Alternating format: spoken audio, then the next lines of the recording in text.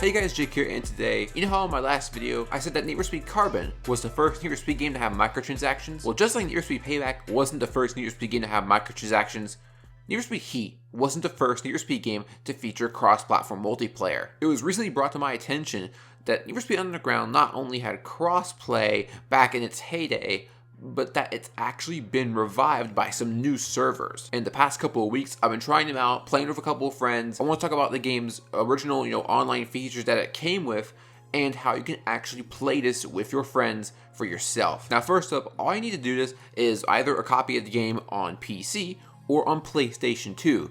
That's right, PC and PlayStation 2 can actually play together in this game from 2003. And one of the best parts about this is that there's little configuration to do. In fact, I'll show you how little configuration there is to do right here. Here's how to play Need for Speed Underground online on PC.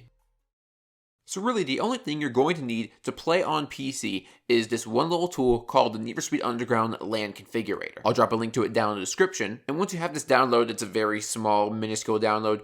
All you have to do is open up your game directory folder, so where you installed the game, and then all you do is open up the zip file that comes with the LAN configurator and move all of the files from that archive into your game's root folder. Once the files are extracted, you're going to want to launch the client, not the service, but you're going to launch the client exe. But you're going to need to right click on it and run as administrator. This is very important because if you don't run it as administrator, this will not work correctly. Click on add server and put in 4.5.7.228.197 as the server address. Once you have that in, just click on the PS2 online server on the right and then click use server. Don't close the application. All you're going to want to do is just minimize this and then run the game. Once you're in the game, go to the bottom where it says play online. You're going to want to hit accept on the membership agreement and then create a new EA account inside the game. Don't use your Origin account. I really recommend just making sort of a burner email, burner password, write it down somewhere.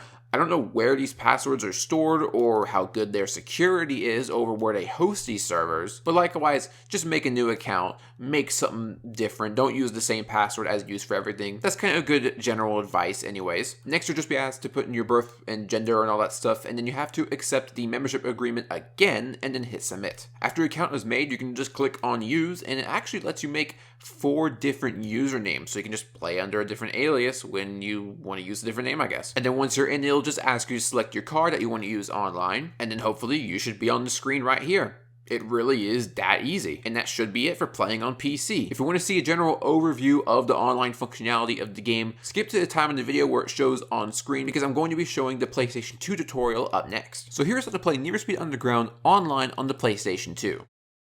So the PlayStation 2 is a little bit different. The first caveat is that you need a PlayStation 2 with internet connectivity. If you have any of the PlayStation 2 Slim models, you're in luck. All those models have a built-in Ethernet port. However, if you have a fat model like I do, you're going to need to order a broadband network adapter. You can usually find these on eBay for around $15 to $20, and they come with a slot to put in an ID hard drive. I really don't recommend buying the GameStar or, third-party ones because those are known to break more often, and many of them actually have fake Ethernet ports. So I really don't recommend going with a third-party one. Just try to get an official Sony one off of eBay. They're not too expensive. Once you're set, just plug in your PS2 into your router, and you should be good to go, hardware-wise. Put in your Need for Speed Underground disc and just simply boot up the game. At the bottom of the main menu, click on Play Online. Then you'll see this network configuration screen. This is where you need to configure the network so your PS2 will connect to the new servers. Just hit the X button, and the game will prompt you that any unsafe changes to your current profile will be lost. Just go with it, and the console will actually reboot into a special network configuration menu. On this, you're going to want to click on Add Settings. Say if you're setting in the memory card slot 1, I'm guessing most of you guys are using slot 1. If you have a PS2 fat with a network adapter, you should see this little thing that says SCE/Ethernet network adapter. I don't know what it looks like for the PlayStation 2 Slim, but if you're on a fat, it should look just like this. Next, it'll ask you if you need a user ID and password.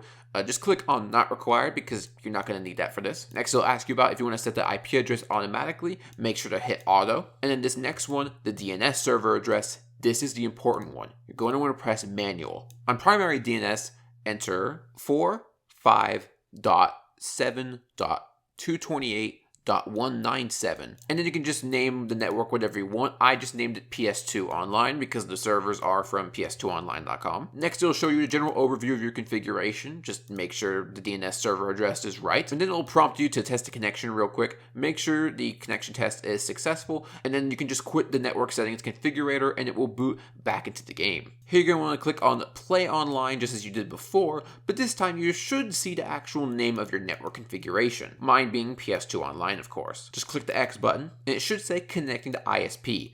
Eventually, then the game music will actually stop, and then it'll say authenticating DNAS data. And then here's the account login screen. You're going to want to hit accept on the membership agreement, and then create a new EA account inside the game. Don't use your Origin account. I really recommend just making sort of a burner email, burner password, write it down somewhere. I don't know where these passwords are stored or how good their security is over where they host these servers, but likewise, just make a new account, make something different, don't use the same password as used for everything. That's kind of good general advice anyways. Next, you'll just be asked to put in your birth and gender and all that stuff, and then you have to accept the membership agreement again, and then hit submit. After your account is made, you can just click on use, and it actually lets you make 4 different usernames, so you can just play under a different alias when you want to use a different name, I guess. And then once you're in, it'll just ask you to select your card that you want to use online, and then hopefully you should be on the screen right here. It really is that easy. And that's pretty much everything you're going to need to know of how to play online on the PlayStation 2 version. Now, I actually want to talk about the online a little bit. When I first played this about a week ago, I was quite impressed at how much there was for a 2003 game. You have your traditional ranked and unranked games, you can select your car, so definitely make sure to make that sweet ride right before you're heading to online. Grand hustle, pimp. Big cheddar nights, big money roll. Trap music 2003. TIP. That's right. Rubber band man. I just put the XL on 24, pimp. Right it is here. I say we getting money roll. Those cars and clothes. But there's even a little news tab to where they would, update things to the community and the people who played online.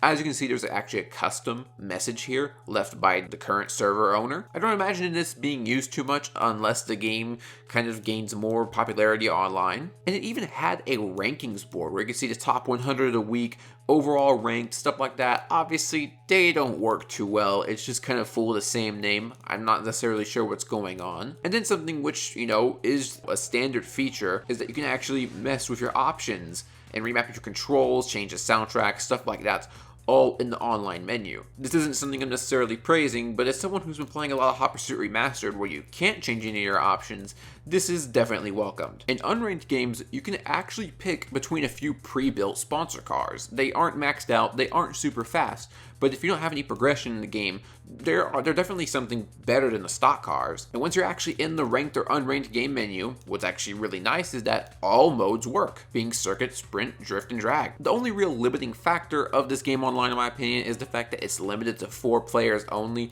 But that was the same thing in the single player. I guess they just couldn't get more than 4 players with the graphics and the hardware at the time. However, I should probably detail how you actually create a lobby, because I was a little bit confused by this at first. Just head into ranked or unranked game, whatever your preference is, and then you will actually see, the mode you want to select. So just select whatever you want, being circuit, sprint, drift, drag, whatever. You'll see this menu pop up that says head-to-head challenge list. And head-to-head challenges were actually a thing in NFS Underground Online that I haven't been able to get working on the new servers, but I might be able to in the future. I haven't really given them too much of a try yet, but really what you're going to want to do is press 1 to the right on your D-pad or your keyboard or whatever, where it'll say create games list, and at the bottom you'll see a button that says create game. Just click on that, and then you'll just be able to select a track, number of laps, see who's in the lobby, stuff like that, and press on create game, and then that way your lobby will actually show up for other people to play. The connection for what this is surprisingly smooth. Playing with my friend all the way from Australia, I'm in Texas, USA, it's actually quite a good connection. Now, his car can be a little bit jittery, but there's nothing like severe lag or his car colliding with me when he, wasn't even near me.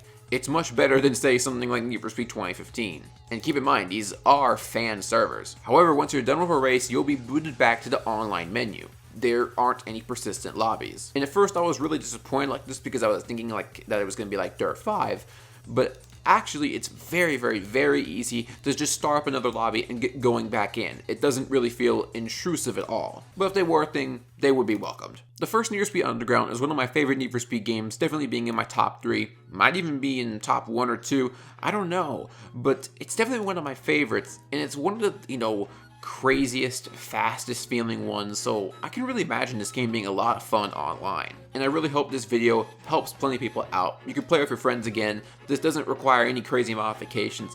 It's an easy method, it works fast, the online is smooth. It's a great experience in my opinion. I'm hoping to possibly have some game nights or streams of this game online in the future. I think it would be a lot of fun. Anyways, I hope this video helped you guys out, and let me know what you thought of it in the comment section. Were you surprised that, Need for Speed Underground, the game from 2003, actually had crossplay back in its heyday? Anyways, hope you guys enjoyed the video, and I'll see you guys later.